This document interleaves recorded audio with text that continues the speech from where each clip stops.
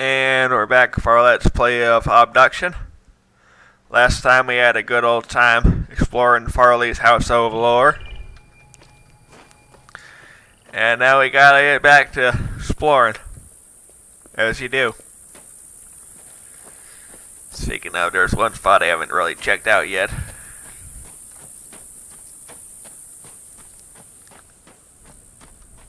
Think it was through here.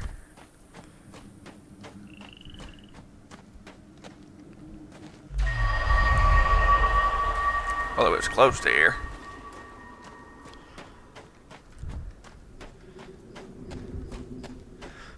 Didn't really get a good look at the scrapyard, I don't think. So, let's get a good look at it.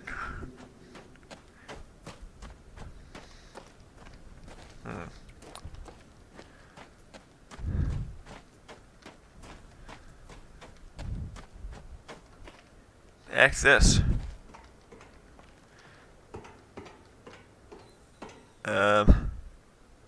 Button.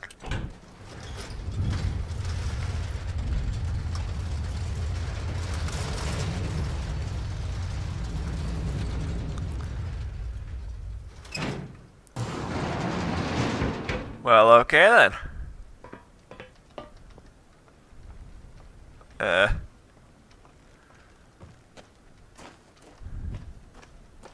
Apparently there's a whole nother level to the junkyard.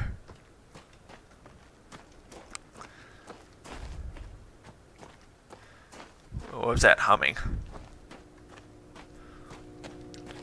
A junction box.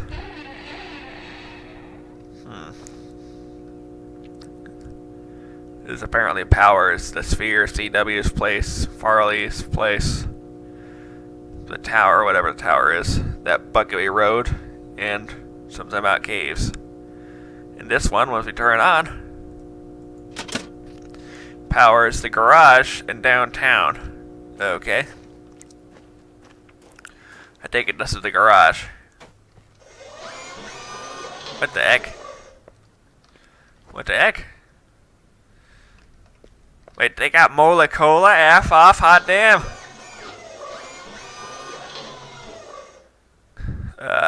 You in trouble, need help. Call 1555, help you, whatever that means. Can we bill them in bail? I don't think that's a very good name for a law company. This is a classic. Prologue. You may know them as Cyan nowadays. Man, it was their first game. And it was a doozy of a kid's thingamajig. What's this? Multi-purpose villain control panel interface. This is a control panel that the villains have supplied for our use. Although they're able to control their systems via vocalizations, they have provided these control panels for other species to have limited access and control. If you have trouble, please find Noah for help. Remember, the villain base numbering system is base 4.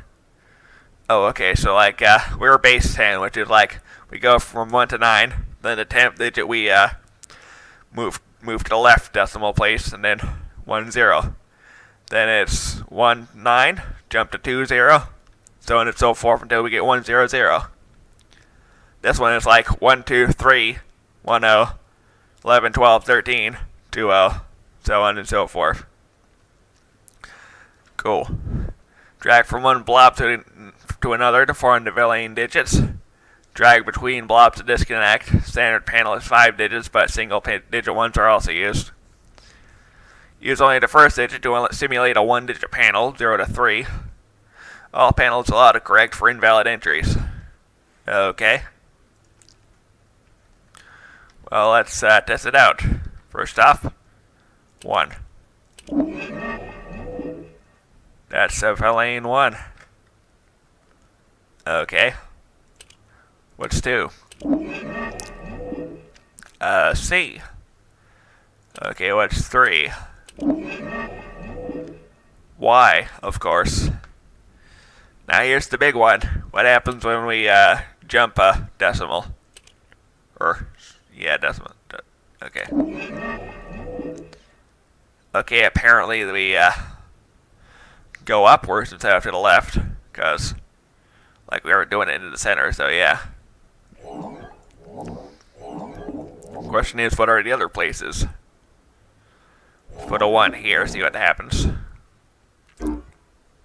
That's the 16's place, okay.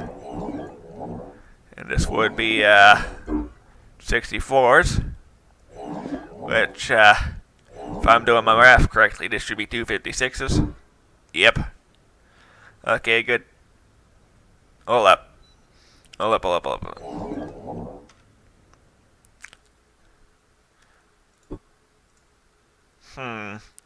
Doesn't that look familiar? Okay. Well, this doesn't have any actual building numbers in it properly, but it should autocorrect. 406. Good to know. Alright, what else is here? A lot of stuff on the shelves. Security camera, hi. License plates from across the states. Sure, why not? Yeah.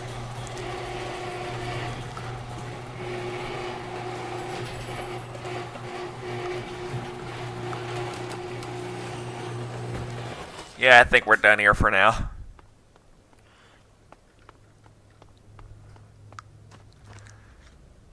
Well, only one spot we haven't checked, and it's behind Farley's joint.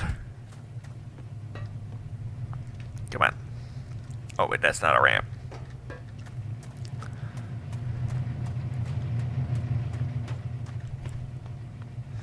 Okay.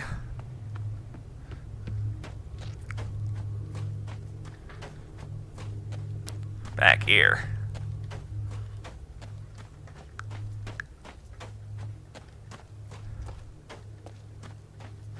Okie doke.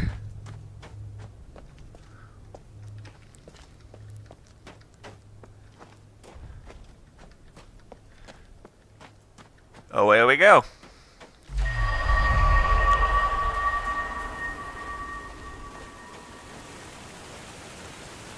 All right.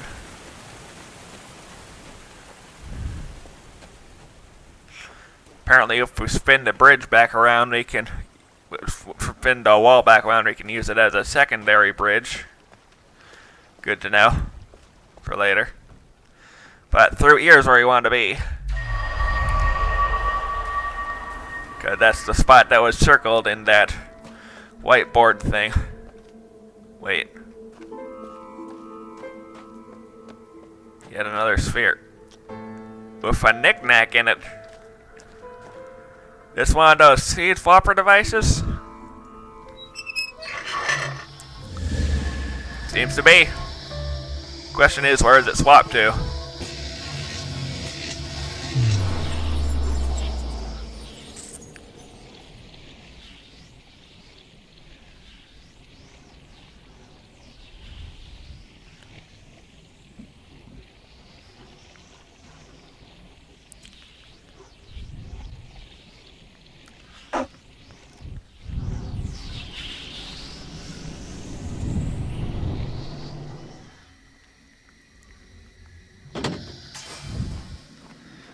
Well, this place looks nice.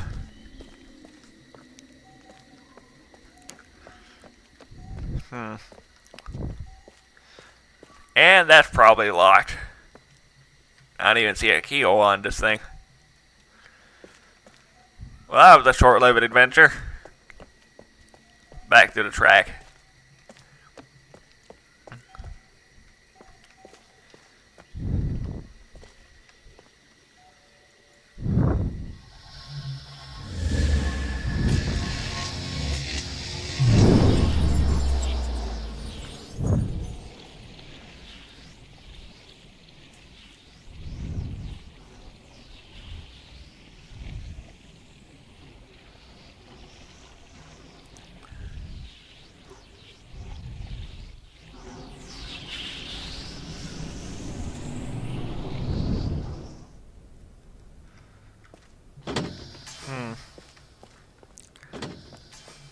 Don't know why they're called swap machines. Seem to be teleporting pretty Standard.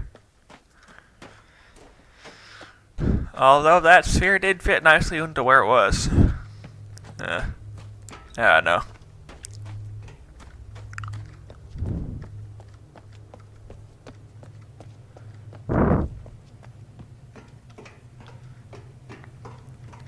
What do you know? Keypad. What's the code again? I remembered. Don't have to look at it. 406. Because I am a smarty. Oh goody, more lore. But first off, let's get the doors open.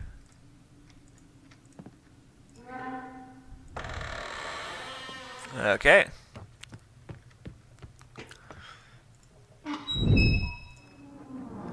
Yet another shortcut, because why not?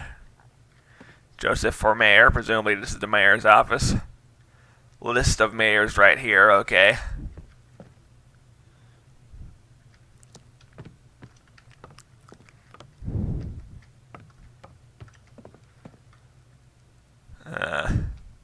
Let's get to reading.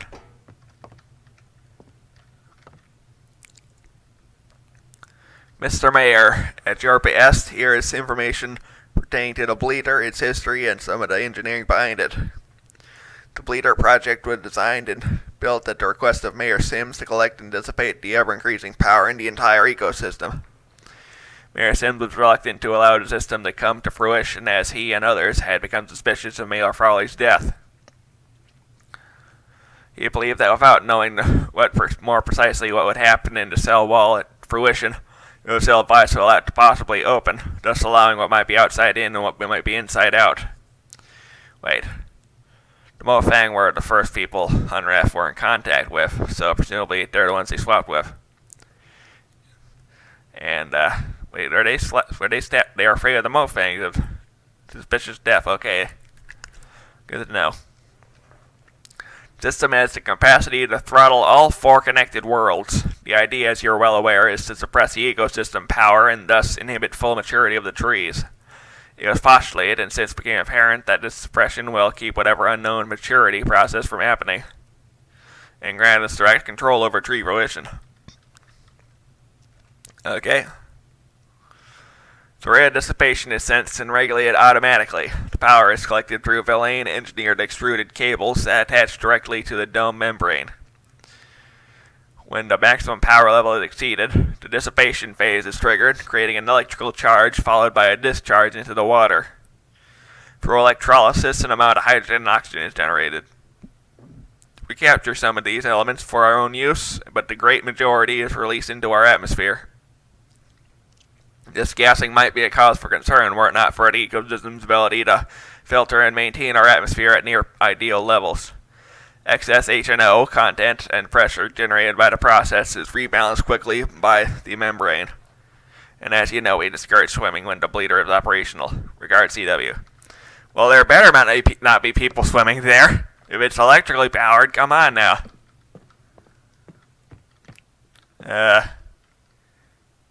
Here's a shelf full of knickknacks. A good few of which are mech-related items. This one changes color for some reason.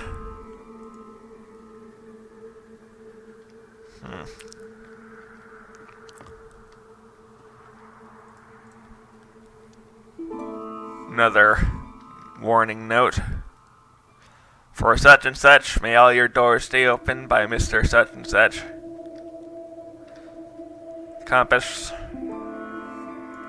Okay. What's here? 17-125 AH. Special Council Session 11. Discuss final approval of Farley's plan with regard to the imminent attack. The full council vote was unanimous, and I gave my final approval. Preparations update. Farley said that tunneling's almost complete. They have informed us that the villains have just completed their construction and have started testing. Special Council Session 12. No one attended. I will inquire as to the reason for their absence. 17-127 AH. It appears that the council members feel like we're having too many meetings. Since the plan has been approved, perhaps we can reduce our meetings to every 2 days for now. While I was asking Cecil about his absence, I also inquired about securing the tower area. Special Council Session 13. Cecil will provide the new key code for the lower lock in the next few days. Cecil was concerned about any survivors not having access, so it decided that we would conceal the code in Farley's house and give residents the location as they are being chambered. I also had him change the upper tower access code. A clue of that code has been placed under the direction of our first mayor. Don't know why that's in blue, but okay. 17-129 AH. I decided to bring some of the more important mayor's logs with me for chambering, specifically the initial Hunrath log, and then the logs that document the history of our conflict with the Mofang. I would think we would have an extra chamber available for historic documents. 17-130 AH. Special Council 14. Only Sam attended. He informed me that because of our dire circumstances, the hours were either extremely busy or not inclined to have a long discussion about the situation. I told him I would suspend the regular special council sessions, and we would simply meet as the need arose. 17-131 AH. I paid a visit to Farley today. I asked her to check on the availability of a chamber for her documents. 17-135 AH. I've spent the last few days collecting documents. I divided them into two categories, chambered and vaulted. The vaulted are less important, but obviously worth making an effort to save. They can be moved into Farley's vault area. The vaulted category will also include any books we've managed to collect through the years. 17-137 AH. With less than a week remaining before chambering begins, the population is tense. We've had several town hall meetings to try and answer any questions, but the reality is that the current situation makes it difficult to assuage fears. 17-138 AH. Farley has informed me that there is one final confirmation from Shavar. If Farley doesn't hear from her by the end of 17-141 AH, then there is no turning back. There's an odd justice to Farley's plan. Whatever the Milfang bastards sent to kill us will be returned right back to them. Okay. 17-140 AH. Special Council Session 15. Special meeting was called to go over the plans for the final time. Farley had several instruction sheets to distribute, Mofang weapon illustration, a list of all souls that will be used as a basis for the chambering manifest, and a thorough summary of the battle plans. These will be distributed as necessary. No word for Shavar. 17-141 AH. Farley tells me that there will be at least one chamber available for historic documents. Any other extra chambers will be loaded with emergency provisions and medications in case either Unrath or Murray are completely destroyed. No word for Shavar. 17-142 AH. No word from Shavar. Death's on our doorstep. Curse the Mofang devil to hell. Well, someone's aggro. 17-143 AH. I am leaving to be chambered. This journal will remain here to inform any future souls of what our last days were like. Okay, good to know. I think we'll get back to this next time.